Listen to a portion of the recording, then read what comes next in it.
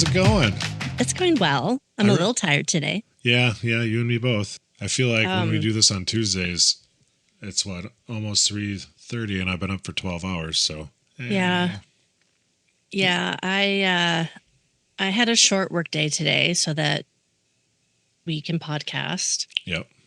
And I had never wanted to get out of there so quickly. I don't know what it was. I had some great clients today, and they were all lovely. But the last one, it was one person, and she did 2.5 hours of services. Holy crap! She did an 1.5-hour massage and then a 60-minute facial. Both with you? And yeah. Oh wow. Yeah, and it just felt like it was lasting forever. Oh. And she's so nice, and it was deep pressure, which I really enjoy. But yeah, but 2.5 hours with the same person, that's gotta just feel like, because there's no changeover. There's no changeover. There's no getting up, and yeah. So even though it was deep tissue, I almost dozed off like probably 10 times. Like it was so bad. Yeah. I'm like, oh my God, Kate, get up. Yeah, it was really rough. I hate when I feel like that. I can understand that. Yeah. Yeah. So I've got a question for you. All right, let's do it. If you could travel anywhere right now. Anywhere. Okay. Where would you go? Dillon Dam Brewery in Colorado. I know it sounds pretty basic, but I was literally just thinking about that on my way home today. I'm like, I could just keep going. And I'm like, oh, I could get some my favorite. You could just keep driving? Is that what you mean? You could just keep driving west. Yeah. But I'm like, then I could get some of my favorite beer, my Dillon Dam Brewery Extra Pale Ale, and I could have that on the podcast. Yeah. Bring some back home. That'd be great. But and then we could talk about that in our podcast. My random trip just to bring beer back to Colorado. No, the beer. Well, that too. Yeah, one of these days I hope to be able to crack one of those open on the podcast. We'll see. We'll see what happens. Yeah. I have unfortunately no plans on getting out there anytime soon, which is really depressing. I haven't been to Colorado since last year. But when you do, I'm going to be in the suitcase because I like Colorado too. We could stop by and see your family. Yes, we could. We could stop by Kearney, Nebraska. I mean, we could wave. And I can take you to the Thunderhead Brewery where they have a beer that's grape flavored. It sounds so disgusting, but it's so good. I mean, it's called Thunder Punch. Yeah. I endorse that beer. What's the name of the brewery again? Thunderhead Brewery. Thunderhead, okay. And their beer is called Thunder Punch. I don't even know if you would call it a beer, but maybe I don't know. It could be. I don't know. I don't know much about it. I don't know anything about it, actually. Yeah, I remember when the family, the wife and the kids and I went to Colorado last year to meet up with Al. Hey, Al. I think you had told me to try and find that, and we didn't have time because we were just staying the night and then leaving again the next day to go continue on to a better destination. So that's right. I'll pop out of the suitcase and be like, surprise, let's go. Grab your ID. Never mind, you're old. Oh, had to get it in there, didn't you? So the last time I went, it was 2 years ago, I think. And I sit down at the bar and I was like, I want a Thunder Punch. And they literally said, what kind? I was like, you got more than one? There's more than one? Say what? They had like cherry and lime, and I was like, I need the original. What is this other bullshit? That's funny. Well, they have to expand, keep it fresh, add more variety. Yeah. So on and so forth. That's what breweries do. So to answer your question, specifically, I would go to Dillon Dam. If it wasn't somewhere in the States, I would go to Italy. I've never been. I know you've been there. I've never been there. I'd like to go to Rome and all that, but yeah, that'd be fun. So, speaking of Italy. Yeah. That's actually where our story takes place today. What? I know. It's like Kismet. I never really We didn't even understood what plan that this, was. folks. No, we really didn't.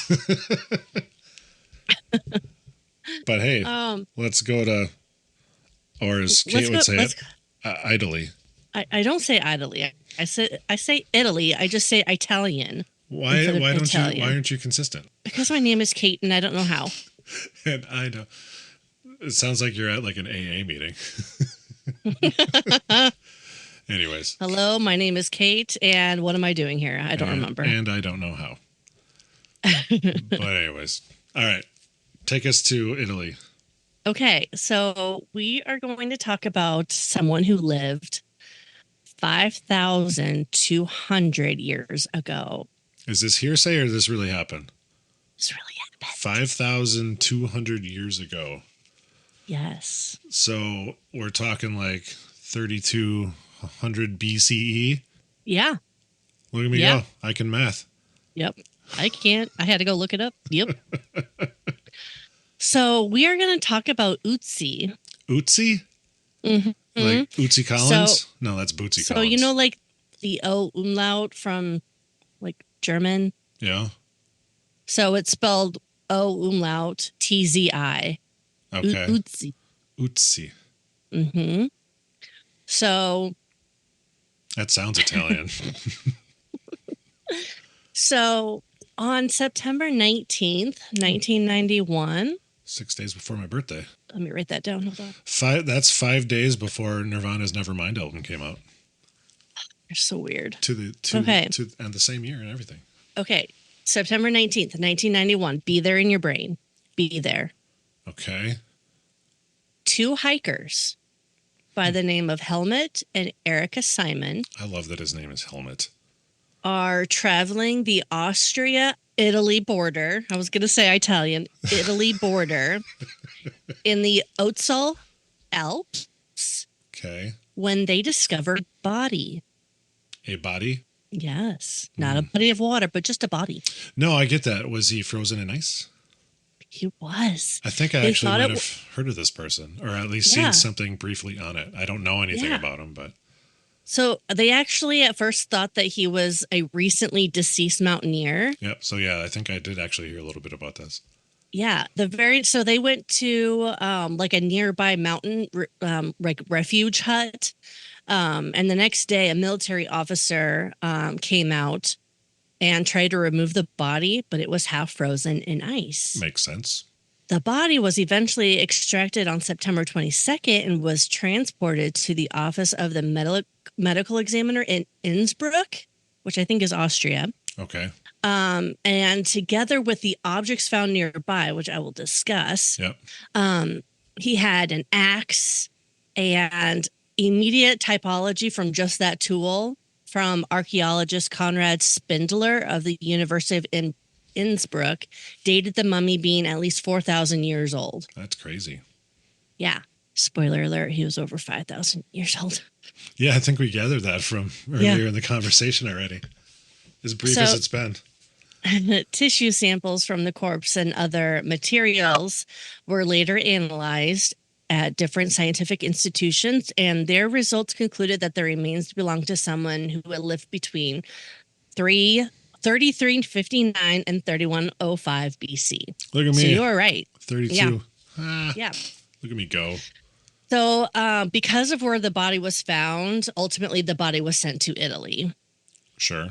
So the corpse has been extensively examined. Like there's rumor that he's probably been like the most studied human that we've ever had. I mean, if he's that old. Yeah. So he was examined, measured, x-rayed, and carbon dated. Okay. Tissues and intestinal contents have been examined microscopically, as well as all the items that they found on and around his body. Right. So he was only 5'2". Yeah, a real short dude. Yeah. He weighed approximately 110 pounds. How do you think they determined that with... Because obviously he didn't weigh 110 when the mummy part of him. That's pretty impressive. They probably blew him up or something. They were like, oh, there's all of his contours. No. I'll say myself out. Yeah, please do. So at the time the body was found, it weighed only 30 pounds, 5 ounces. See, exactly. That's not very much.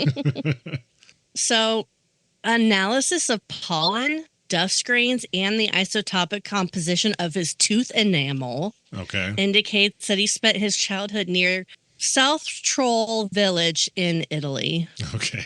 Yeah. Sure. I like it. Yeah. Yeah. So analysis of his stomach contents found partially digested Ibex meat. It's like a type of like mountain goat. Okay. And that was all confirmed by DNA analysis. That's crazy. And it was indicated that he probably consumed this meal less than 2 hours before death. Wow. Mm-hmm. At least he didn't die hungry. So wheat grains were also present in Ötzi's stomach. Okay. And they even discovered charcoal particles in his lower intestine, which indicates that he cooked or dried out the meat he consumed. Oh, sure. Yeah, that makes sense. Yeah. Yeah. And Ötzi also consumed wild goat, which is a different type of wild goat. I say redundant, but okay. Yeah. And they also found einkorn and barley grains, flax and poppy seeds, and various berry seeds. Okay. Yeah, a well-rounded meal, I guess. Yeah. And they actually also found some of his hair nearby. Really? Yeah. They think it was beard hair. Okay. I mean, and it would make sense that he would have had a beard back in that time. Yeah. So they used the hair analysis to also examine his diet. They really were fascinated by his diet. Mm-hmm. Because he had food still in his belly. Well, I know, which is crazy. I know. Didn't they find a mammoth like that, too, that still had food in its stomach? Yeah, I believe I heard that. Froze or something like that, yeah. Stay tuned for a future episode. We're going to continue our frozen section, I guess. Anyways, sorry. So the pollen was very well preserved with the cells inside remaining intact, indicating that it had been fresh. And because of the type of pollen, it suggested that Ötzi died sometime in the late spring or early summer. Okay. And the einkorn wheat that I mentioned earlier is also harvested in late summer. So it makes sense, yeah. Yeah. So late summer hadn't happened yet. So the speculation is that he has stored this wheat from the previous crop, previous year's crop. Right. In the hair, there were also trace amounts of copper and arsenic, which indicates that he was probably a metal worker. A metal worker? Mm-hmm. Oh, wow. And with him, he had a very rare copper axe. And apparently this axe is a big deal. Like just how it was made, what it was made out of. It was a pretty big deal to archaeologists. Is it in the museum? A museum in Italy somewhere? It is. Awesome. Yes. Yes. So the ore, the copper ore was mined in Tuscany. So like they can even pinpoint that. That's wild that they can do that. Yeah. I know. It's so cool. Even like the pinpoint like where he grew up. That's crazy. Mm-hmm. So Ötzi's copper axe blade was 99.7% pure copper. Wow. That's wild. Yeah. So they think that Ötzi was involved in like copper smelting kind of a thing. Sure. Smelting. Yep. Yeah. So they also examined proportions of Ötzi's tibia, femur, and pelvis. Okay. They also like obviously did his arms, and his arms didn't have like a lot of wear and tear. But his tibia, femur, and pelvis were almost kind of like shortened, like compressed a little bit as you would because of gravity. But this also suggests that he did a ton of walking. Sure. So he's in the Alps, right? So he's walking up and down and up and down and up and down. Do you think he was going to search for more copper? I don't know. I mean, why else would you go up? I don't even know if there's copper in the Alps, but I have no idea. Yeah. But so this is pretty interesting. They have done a DNA analysis analysis Okay. on Ötzi in February 2012, Yeah. and they indicated that he was lactose intolerant. What? Really? Uh-huh. That's weird. Oh. He also had a brain injury. Yeah, because he was killed by somebody else. He Right? thinks I was going to get there. Oh. He had periodontitis, which is worn teeth, cavities, and gum disease. Okay. They think that these oral pathologies probably were brought about by his heavy grain and high carbohydrate diet. Sure. And lack He had- of dental care. Yeah. He had rib fractures, Okay. which they found during a CT scan. And that was probably potentially from the ice crushing his body over millennia. Sure. He had gallbladder stones, I had gallstones once. and he was shot with an arrow. He sure was. Sorry, I jumped the gun there before. I heard about it. He also had a pre-existing condition of heart disease Oh dear. and Lyme disease. What? Uh-huh. That's crazy. He had a cut, like a deep cut in his hand that was probably received 24 to 48 hours before his death. Okay.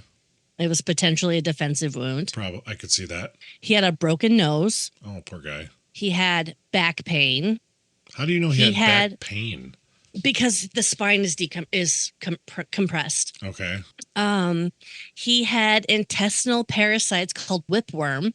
Whipworm. That doesn't sound pleasant. He had frostbite. Oh, yeah. I mean, he probably fell once he got shot. He probably fell in the snow, ice, whatever. Mm-hmm. So yeah, makes sense. Ötzi's lungs were examined endoscopically and were found to be blackened by soot, probably due to his frequent proximity to fires. Right, with the smelting and all. Mm-hmm. And you can relate to this one. He had hip and knee joint pain from lack of cartilage. Hey, that sounds like me. Hey! I'm a little taller than 5'2", though. And it's not the hip yet, just the knees. Yeah, no, we'll get there. Plenty of time. Yeah. He had no fingernails. However, they found 2 nearby. I don't know how you can be outside in the rock, in the snow, in the Alps, and find 2 fingernails. Not even, well, yeah, that's But they pretty did. amazing that they found them, but how, I wonder how they I don't know. were removed. I don't know. Just over time because of his decomposing a little bit or something. Yeah. Who knows? But obviously he was pretty well preserved, though. He was. That's crazy. So on the fingernails, he had 3 Bose lines, which indicates he was sick 3 times in the last 6 months. Oh, wow. Yeah. Okay. It is said that his last sickness was 2 months before he died and lasted 2 weeks. Poor guy. They even know how long it lasted? And that's just the weirdest thing. Yeah, that's crazy. Wow. So his skin, he was actually found without an epidermis. So his skin, he was down to the dermis layer. Sure. And that was due to the ice. Makes sense. Yeah. And he was essentially freeze dried like a raisin. Well, I mean, And they, so was he actually taller before that? Like, a grape shrinks to a raisin. Was he like a regular no, human being? they measure the bones, not the skin. I'm joking. They also indicated that he probably had a lot of low body fat percentage. Like they mentioned in a reference I'll tell you about. They reference an Olympic wrestler. Oh, so he was pretty fit. Yeah. So he had a 6-pack. I have a keg. So So this is what he wore because that was also nearby. Oh, okay. So they found him with nothing on, basically. Yeah. Okay. So there was a sheepskin coat and loincloth. Ooh, loincloth. He had bearskin leather-soled shoes. Wow. And they were stuffed with grass for insulation like socks. Sure.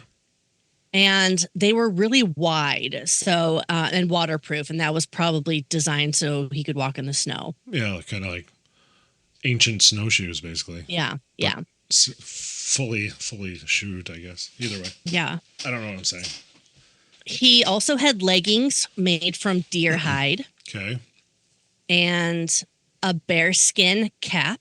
Oh. And it had a leather chin strap. Wow, that's impressive. Yeah, cute. Cute. It's going to be all the rage this fall and winter. Leather chin strap. Yeah. Bear hat, He wore a woven grass cape or cloak. Okay. It was indicated that maybe he could have also used it as a blanket or, slept under it at night. Sure. Yeah. His belt had a pouch sewn into it, which contained a bunch of useful little things. A scraper, a drill, a flint flake, a bone awl, and dried fungus. What's up with the dried fungus? It's probably medicinal. Oh, fair enough. Yeah. So Irish and Italian researchers were able to undertake an analysis of mitochondrial DNA from 6 different items of the body's clothing. Okay. And they ended up publishing all of the results in scientific reports. Oh, nice. So they're making history here. Well, right. So there were also shoelaces made from cattle. Cattle? Mm-hmm. Okay. And a quiver. Do you know what a quiver is? It's what you put your arrows in. Yes. So his quiver was made out of wild deer. Okay. And the fur hat that I mentioned, the bearskin fur hat, was actually made from a genetic lineage of our brown bear. Oh, wow. Yeah. So the tools that he carried, the quiver, he had a fire-making kit. He had a knife made with an ash tree handle. Do they know what the blade was made out of? Did it say that? I don't think I wrote that. Because he had a copper axe, so I was just curious. Yeah. I think it is probably stone of some kind. Oh, okay. Yeah. He had a yew tree longbow. Yew tree longbow. Nice. YEW. Yep. I got that. Okay. It was 72 inches long. Wow, that is long. And it was rough and unfinished. Okay. So one of the speculation points is that it was rough and unfinished because he was being hunted. Sure. And he needed to make himself some defensive weapons real fast. So the quiver holds 14 arrows, but only 2 of them had arrowheads. Okay. Again, suggesting that he was working really fast to try to get stuff done. Yeah. He carried berries, birch bark, and mushrooms. Yep. And his fire kit was filled with various plants, flint, and pyrite. Okay. Okay. This is quite interesting. He had 61 tattoos. 61 tattoos on his body? Yes. Wow. So the epidermis is gone, right? Right. But tattoo ink goes down to the dermis. Sure. So it could still be seen. Right. Were they able to decipher a lot of them? So there were 19 groups of these tattoos, and they were all in black lines. Oh, okay. So just like kind of parallel lines. Yep. They would run along the longitudinal axis of his body to both sides of his spine. Okay. And there was a cross mark behind his right knee and on the right ankle. And then additional parallel lines on the left wrist. Okay. The greatest concentration of markings were found on his legs, which together was about 12 groups of lines. Wow. I mean, the fact that he had... So, like, was the cross like the cross that we know it from, like, Christianity cross? No. Okay. No, it was more like an X, so to speak. Oh, gotcha. Okay. Yeah. I mean, I figured not, but, yeah. That would have been really wild.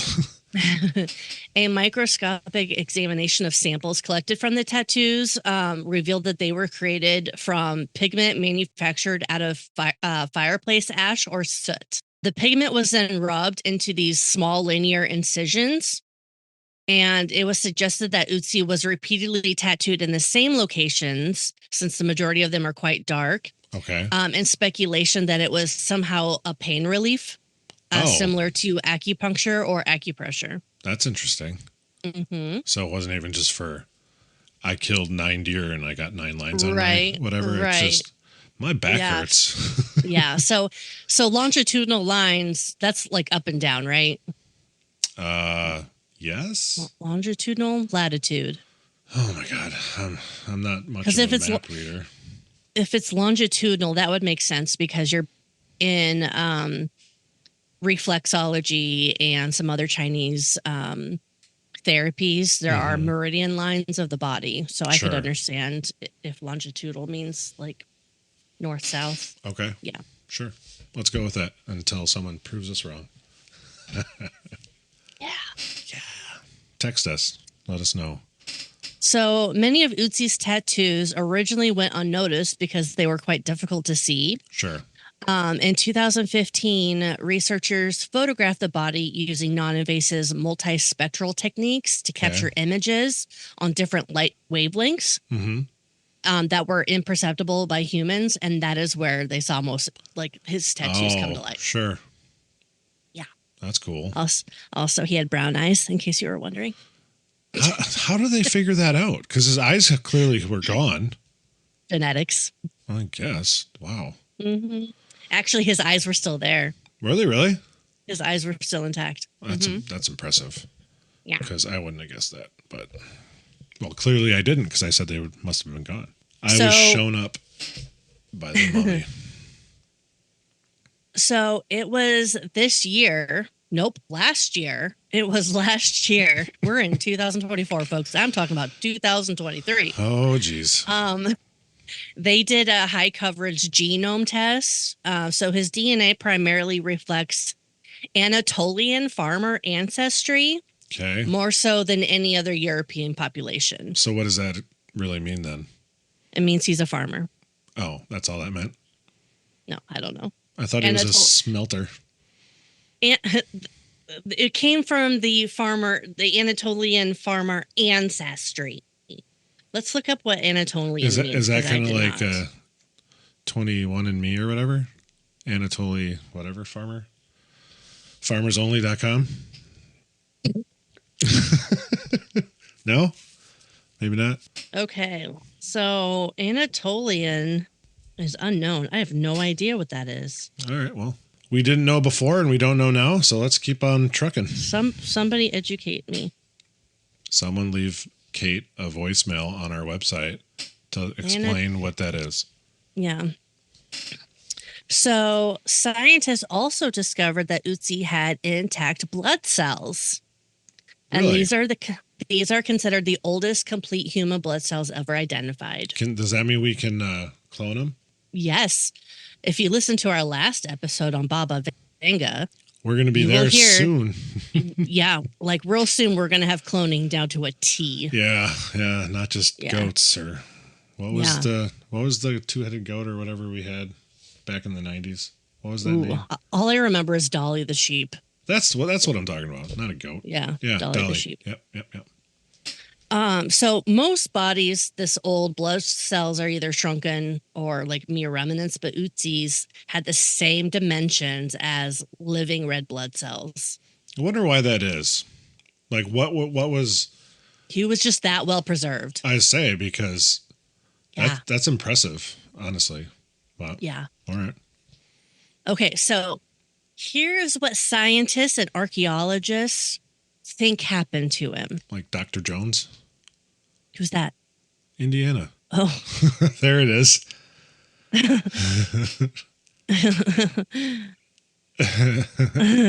Should we just keep uncomfortably laughing about that really terrible joke I did?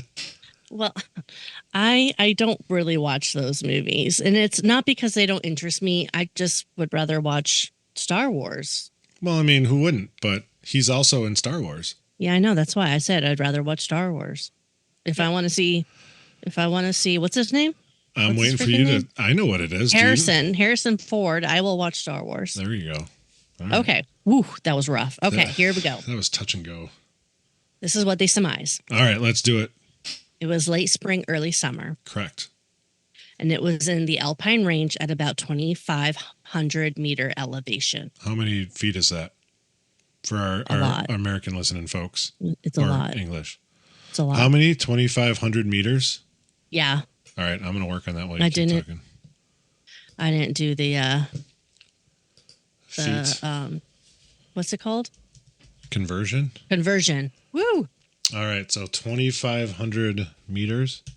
Mm-hmm. And then keep that website up because I got a couple more. Oh, cool. That would put you at 8,202.1 feet. That's pretty high up there. Like I said. I've been higher in Colorado, though. Not because I smoked weed. So 33 hours before his death, Okay. he descended to 1,200 meters above sea level on the southern side of the mountain. That's quite a drop. From 2,500 to 1,200. Yeah, I mean, that's 1,300 meters. Approximately 24 hours before his death, he got a debilitating cut on his right hand. Yeah, you had said that. Right hand. Yep. Okay. Mm-hmm. Also potentially creating bruising on his body and head as if he was roughed up. Yeah, because they pretty much guess it's defensive wounds that he got the cut, right? He was being attacked by a knife-wielding man or something. Or group, we don't know. Or a caribou. He grabbed some moss and gripped it in his hand. Okay. Perhaps running for his life. Yeah, that would make sense. Perhaps because of his injured hand, he could not finish the arrows and he couldn't finish his bowstring as it wasn't smoothed out or a notch wasn't made for the arrows or the bowstring. So it was a rough one. Sure. I mean, if you had a giant cut in your hand and you use your hands to do everything. Yeah, it's going to be a little difficult to finish some things, especially when you're being hunted. Yeah, exactly. Yeah. If I got a giant cut in my hand, I could not be a massage therapist. Not for a while. It healed. Yeah, that'd take a bit. So. Ouch. Yeah. Okay, so about 8 to 13 hours before his death, he ate. He had a meal. Well, you got to get hungry. You got to get some energy in you. Yeah, but he potentially saw traces of his attacker coming, so he ascended once more, going above 3,000 meters. Oh, so above 3,000 meters would be a little bit shy of 10,000 feet, 98.42. 4 hours before his death, he ate again, and this was his last meal. Sure was, because it was 4 hours before his death. In this pass, it's questioned if he was going to continue up the pass or go back down. But he was shot with an arrow to his back. Where in his back did it say? Or just... It was like near his shoulder. Sure. His left shoulder. Okay. Ötzi died quickly, but painfully. I'm sure. He essentially bled out. Yeah. He may have hit his head or have been struck as he lay dying, which is where he got his brain injury. Gotcha. Either his killer or someone else, I would imagine the killer, yanked the arrow shaft out of his back. Well, I would imagine those are hard to come by back then, or you had to make all your own. So he probably wanted, I'm going to kill someone else with this. But the arrowhead remained. Oh, it got stuck in there? And scientists did not discover that arrowhead in his body for 10 years. So they found it in 2001? Sure. All right. Yeah. Yeah, let's go with that. How do you think they missed that for the 10 years? I mean, I know they're obviously not trying. They're trying to preserve the body and everything. Yeah, so that's going to be the biggest feat. Is they're trying not to increase decomp. Right. So they have him frozen much more often than they do thawed. Oh, I would imagine. Yeah. Yeah. So today he is still kept frozen. Okay. In the South Tyrol Museum of Archaeology in Bolzano, South Tyrol, Italy. That's a lot of words for a place. I know. So is he? But it's in Bolzano, Italy. Is he just like in their freezer storage, or is he like Yes. on display? He's just in storage? He's both. Oh, really? Yeah, I'll show you a picture. Okay. But that whole facility, that whole museum is dedicated just to him. He's got an entire museum just for himself? That's impressive. So get this. The discovery of Ötzi sparked a legal battle over ownership rights and the title of the discover. I know. Like, can we just be happy that something this cool was happened? Found? Yeah. So Helmut and Erika Simon, the original finders, claimed a 25% share of the find's value as per Italian law. Okay. Despite being offered that symbolic sum, they pursued a legal case to be recognized as Ötzi's official discoverers. Well, which makes sense. The court ruled in their favor, but the amount they sought was disputed, which there wasn't anything about how much they asked for. But okay. I'm sure they asked for a lot more. Meanwhile, two additional individuals emerged. Of course. Each claiming to have discovered Ötzi before the Simons did. But how do they prove that? Magdalena, a Slovenian climber, asserted that she found the body first and asked Helmut Simon to take photographs. Oh, bullshit. Another woman, Sandra from Switzerland, claimed to have found Ötzi before the Simons and even spat on the body to mark her discovery. Did they ever find some of her DNA on him? They did not do any kind of DNA analysis on a potential. Probably because it's not there. Loogie. Yeah.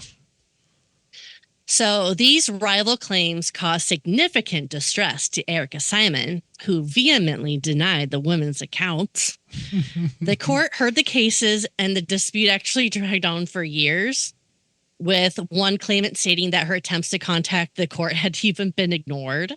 Wow. The legal battle over Ötzi's discovery continued after Helmut Simon's death in 2004. Okay.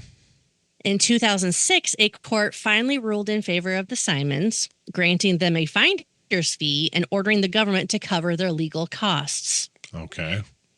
Erika Simon subsequently lowered her claim to €150,000. Sure. The provincial government countered by arguing that the cost of preserving Ötzi and establishing a museum should offset the finder's fees, offering only €50,000. Good Lord. But if that's the case, wouldn't she get like profits from the museum then? I mean, because she's kind of basically buying into the museum. Yes. So, yes. Okay. So the dispute escalated to Italy's highest court. Oh. And in 2008, the parties finally reached a settlement. Okay.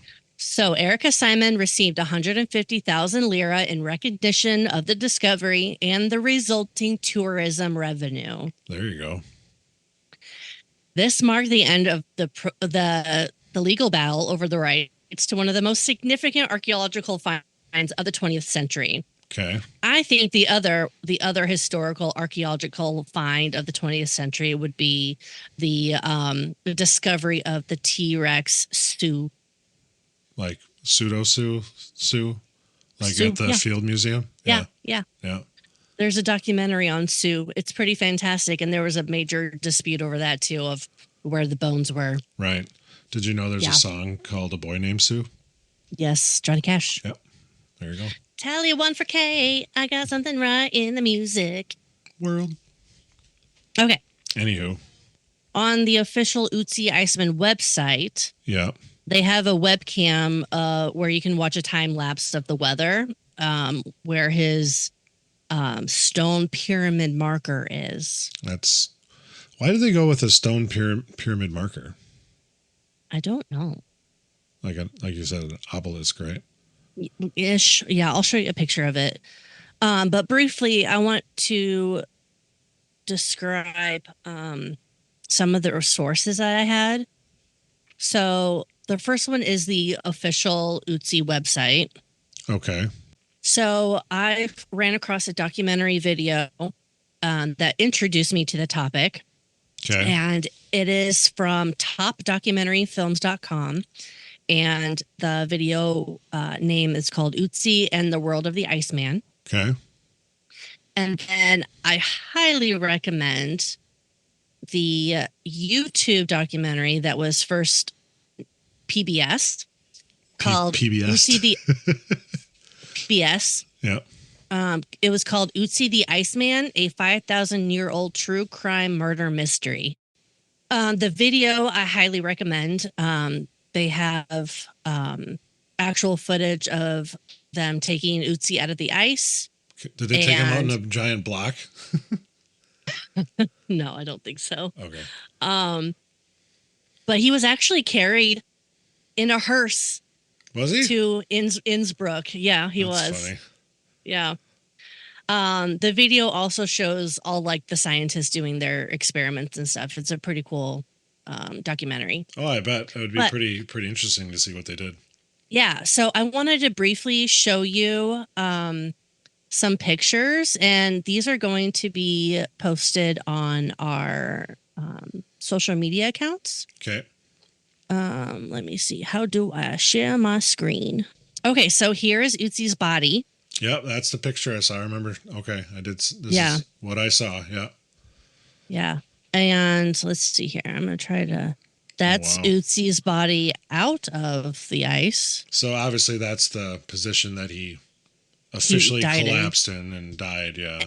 And his upper lip is like stretched up, and that's just how he died. Right. Yeah, it's not because he was deformed or something. Exactly. Right. Okay. And then we've got. Oh, so is that like where he's frozen? Yeah. So that is the museum. That's pretty neat. You can literally look in and see his frozen corpse. That's crazy. Yeah. Is that all like made out of copper around it due to his axe? It looks like copper at least. No, I don't think it's copper. No, it's probably not, but it looks like it. That's kind of funny. Mm-hmm. Yeah. That's kind of neat. And then this is the stone pyramid marker. The obelisk. Mm-hmm. Isn't that view so pretty?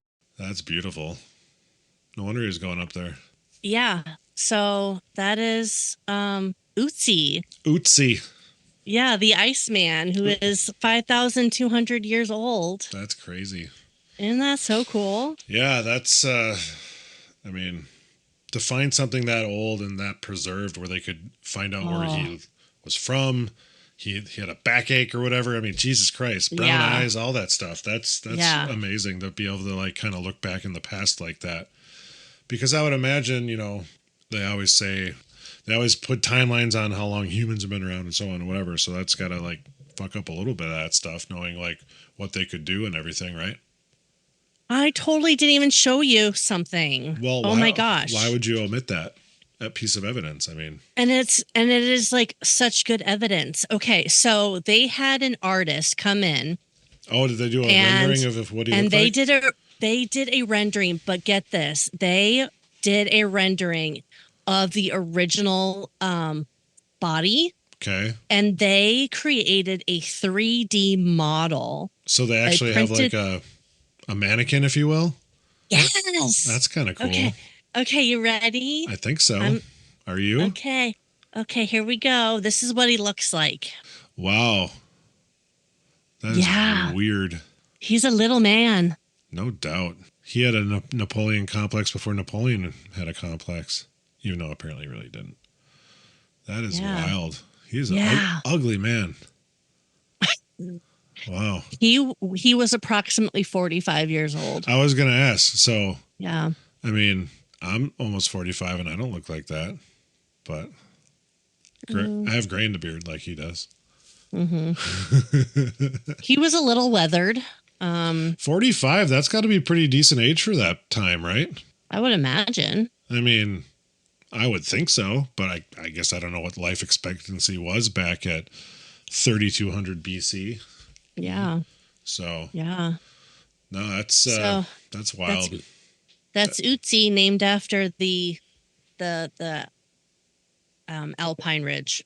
Okay. Oh, that's the name of the ridge that they found him on? Yeah, it's like Ötztal or something like that. Gotcha. That makes more sense then.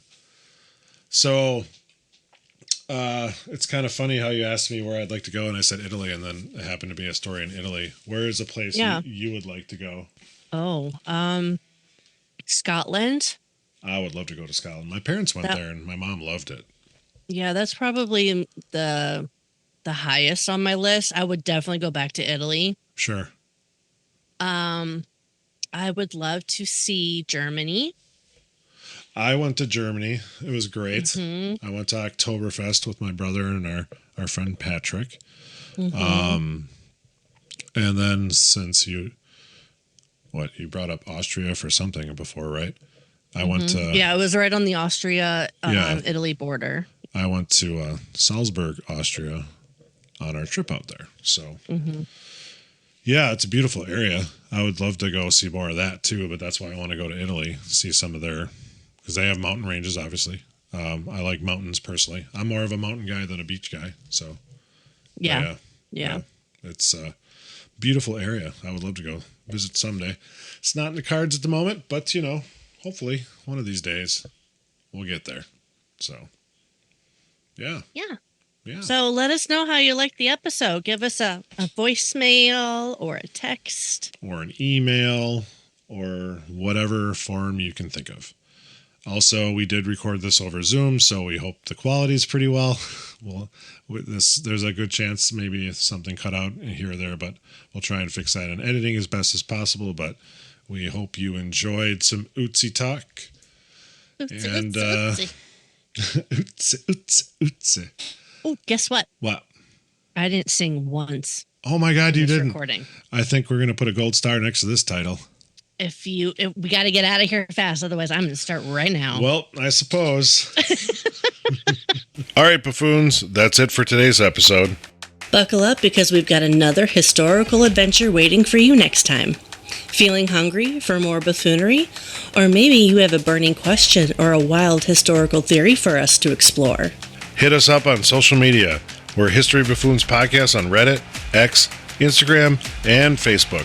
You can also email us at historybuffoonspodcast@gmail.com. Follow us wherever you get your podcasts and turn those notifications on to stay in the loop. Until next time, stay curious and don't forget to rate and review us. Remember, the buffoonery never stops.